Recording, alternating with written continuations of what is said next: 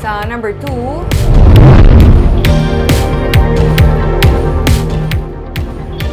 driver sa tricycle patay, pasahero pilason matapos mabungguan sa bus sa Victoria City.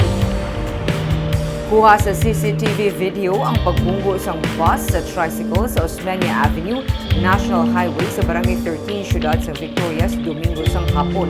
Napatay ang driver sa tricycle nga si Elfa Sanipa, 25 anyos, bangod sang naangkon nga mga pila sa lawas. Pilason man ang iya pasahero nga babayi. Sa pagpangusisa sa Victoria City PNP, pareho nga nagabiyahe pa norte ang tricycle kag bus nga ginamaneho ni Limuel Fajardo, 49 anyos. Ugaling makita man sa video nga nag-swerve pawala kag ginagaw sang tricycle ang lane sang bus amo nga direkta ini nga nabungguan. Nagwa man sa pagpangusisa sang kapulisan nga nag-malfunction ang tricycle amo nga nawarik ini sang driver pakadto sa lane sang bus.